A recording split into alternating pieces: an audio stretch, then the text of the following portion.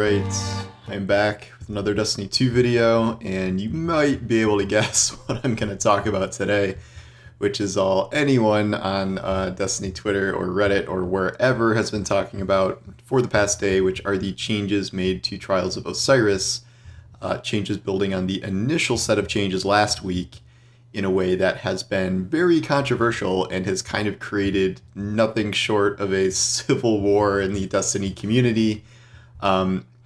The different sides here kind of each have their own points, and I don't think there is a clear-cut answer here, nor do I think it is necessarily something we can classify as like this is definitely the wrong call that Bungie made or not. It is still pretty early in the weekend, so we're going to have to kind of see the effects of these as the weekend goes on, but sort of recap where we are. Last week we had the kind of overarching changes to Trials of Osiris where it is now no longer, you're not tracking losses on a card. There's now matchmaking, so you can team up with random players instead of going to manually LFG to find a team. There are more kind of rewards as you rank up through the new Trials rank system. And generally speaking, it was just supposed to be a much more accessible experience. This resulted in some very, very promising numbers. A ton of people played Trials. It was one of the most played sessions ever in terms of players, and I think it was the most played session ever in terms of either hours or total matches played or something like that. So it was a little confusing and controversial when Bungie announced that they were changing something for this week because they didn't want to, just rest on their laurels or whatever, and they weren't happy with some of the things they saw. The change being made is that once you go flawless for a weekend, you will then be prioritized to match with other flawless players going forward. The idea here behind this change is so that lesser teams will be able to go flawless more easily and not be matched up against other teams that have gone flawless once, twice, 10 times over the course of a weekend. This also, has players kind of facing tougher challenges at the top. And there were some complaints about, it wasn't hard to go flawless anymore. So that would kind of change that dynamic if you were matched up against a lot of other flawless people. This is controversial for a few reasons, and the war part of this is sort of streamers and really, really hardcore Trials players versus, average Joe players for which this change was designed. Even Bungie itself seemed pretty defensive about the pushback to this change because they thought that this was kind of a no-brainer in terms of making things more accessible for other players, and they kind of broke it up between like the haves and have-nots. I can see kind of both sides of this. So it does strike me as pretty weird to have such a successful weekend last weekend where like everyone was just praising all the changes that were made. Everyone was getting a lot more loot. Even if you were losing, you were still kind of making progress. 100,000 new people went flawless or something like that. 750,000 people played. So it does strike me as strange that you would immediately, 1 week later, kind of implement this new system and fundamentally change the mechanics of it. Even in terms of like how it plays, at least the perception of it is going to be different as well. And a lot of people were complaining and saying it was terrible before it even was active. So I think you're kind of predisposing people to hate it just from the sheer concept of it. So I on the one hand, I get that, and I understand why if you are a flawless player, I think it depends on the type of flawless player you are. So if you're someone who is getting multiple flawlesses in a weekend, either you like doing that and you like just reaping the adept wards and you like kind of farming lesser players, or you are one of the people that wants the sanctity of Trials to remain and you want a harder challenge. So this change would be beneficial for you, and yet the majority opinion seems to be the flawless people don't like this because it kind of just instantly makes the rest of the weekend harder. So once you go flawless, you will be immediately matched against a lot more stacked teams, a lot better players, to the point where I can see just a lot of people just not playing anymore. Like, you've gone flawless once, now it's just going to be much, much harder the rest of the weekend and kind of exhausting. So unless you are kind of the ultimate upper echelon of player who can still dominate all those teams, it is hard to kind of think of a reason that you would want to stick around. And even then, like, you can't really even farm for rewards at that point, because you're still on your permanent flawless card for the weekend. So in a lot of ways, going flawless feels like a trigger that it's like, okay, time to put the game down, time to shut the game off. Whereas that didn't happen last week, and that's why I think why we got so many games played. I did go flawless once last weekend. I feel like, for me personally, like, if I did manage to go flawless once, that would be an achievement, and yet I too would probably just stop playing because, I am not a good Trials player to begin with, and so, like, if I luck into a flawless run, I know that it's just going to be an utter nightmare for me going forward. That said, the other side of this also makes some good points that, what do you want Trials to be? Do you want Trials to be something where, the best players are just farming lower tier players and it doesn't really, ultimate skill isn't really put to the test? Or do you want it to be kind of the ultimate end game where you see if you're the best of the best? And if you go flawless 10 times in a weekend, that is a significant achievement, as opposed to you beat a bunch of teams of randoms, over and over again. It does, like, I can see why you can look at the data or kind of see the anecdotal evidence of why you'd want to implement something like this. So, like, Grenader Jake is the biggest streamer right now. He's awesome. He's a cool dude. He has a corgi, so we bond over that.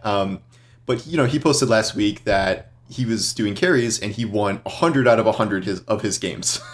So you can see in a case like that, like, okay, maybe he should be getting matched with harder people because, as great as that was for him and as great as it might be to watch those 100 people that he just kind of stomped after going flawless, probably did not have a good time. And what I found kind of last week for me personally as a not good Trials player was it felt about the same, more or less, in terms of the difficulty, where I was still getting pretty heavily stomped in a lot of games. I'd say I went about 7-14, like, to get 7 wins on a card, I went 7-14.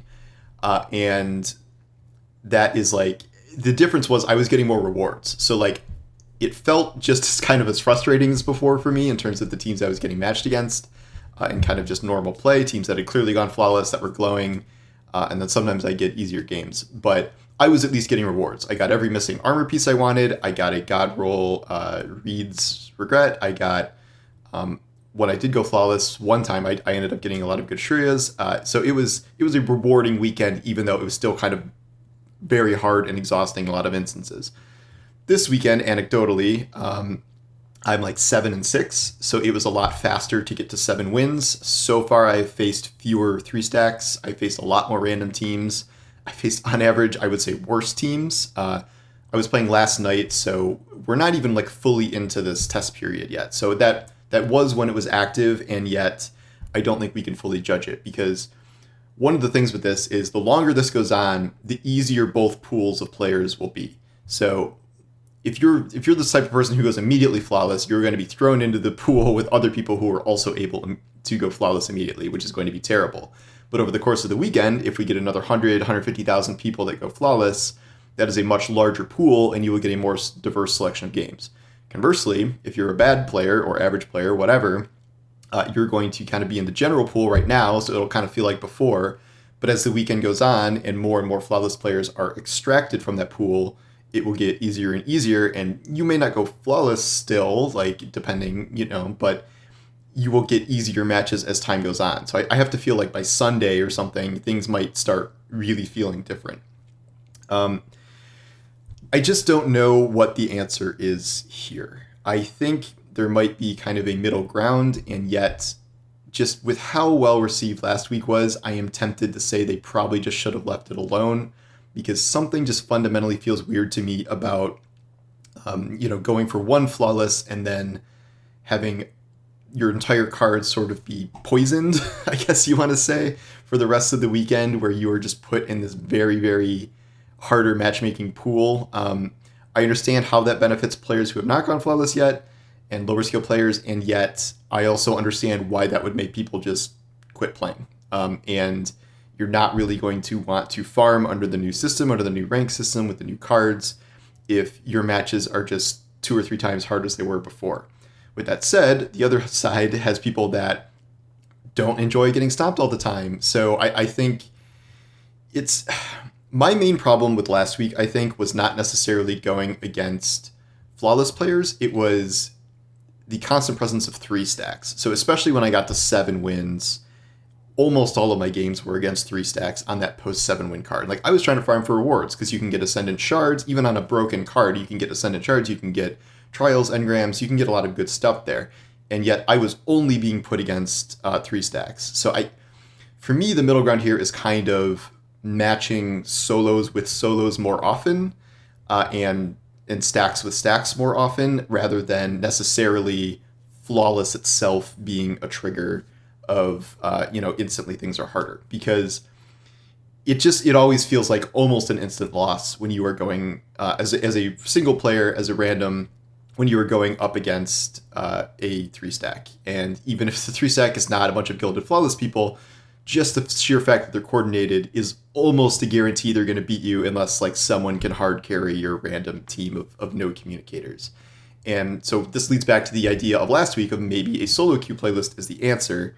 And yet you would probably run into similar problems if two or three player teams are only playing other 2 and 3 player teams, and maybe that's too exhausting for them and they don't want to do that and then solo players are benefiting. But I do think a fundamental problem was solo players just getting matched against 3 stacks too often.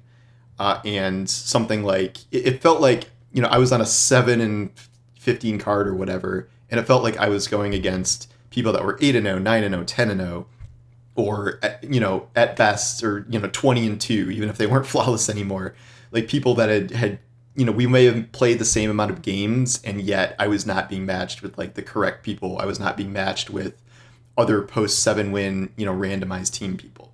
It feels good every time you match into a game when you're queuing solo, and everyone is on their own team. That just feels good. And every single time that happens, I'm like, okay, like there's a chance. Like maybe I have, maybe I'm bad. Maybe I have the bad people on my team this time, but at least I'm not facing a 3-stack. And so for me, this is kind of the fundamental question here. And I don't know if this like flawless trigger, pulling all of them out of the pool, putting them in their own VIP hard pool is the answer. It seems more likely to me that a solo queue would be a better solution to this than the whole like flawless only pool thing. With the flawless only pool thing, what I originally thought this was going to be if you got 7-0 flawless, and then you were trying to go for additional adept rewards, and you were trying to go 8-0, 9-0, 10-0, those games would put you in a flawless only pool where you were only playing other players that were still on a flawless card. That makes a lot of sense to me, and I don't think that is something that people could object to.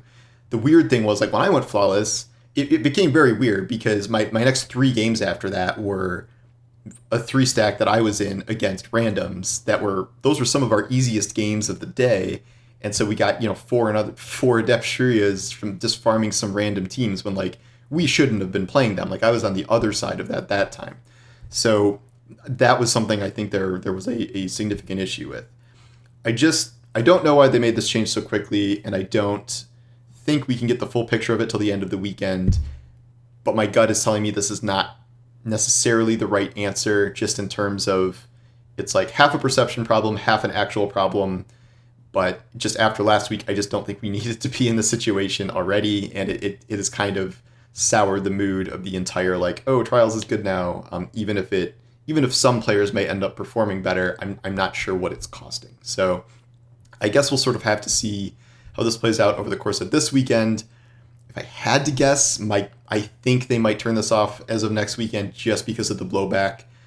But we'll see. They might stick to their guns here. And if there's a ton of data where it's like, oh, another 100,000 people went flawless for the first time, or all these flawless players still got all these rewards, something like that, maybe the data bears it out and it stays. But my gut is telling me that this might just be a 1 weekend experiment, and they might try different things in the future. And we know we are experimenting with a solo queue option eventually. So that's another thing to try that I'm sure we'll see pretty soon here. So anyway, that's my take on the current Civil War. Just try and be nice out there. Don't just be roasting streamers or be dunking on, casual scrubs. Like, everyone's a person, everyone's trying to do their best, and I think there are valid points on both sides, and there is not really a clear-cut answer here in the way some people think there are. So anyway, that's my thoughts, and I'm going to go play some more and see how it goes today. But thanks for watching, and I'll see you guys next time.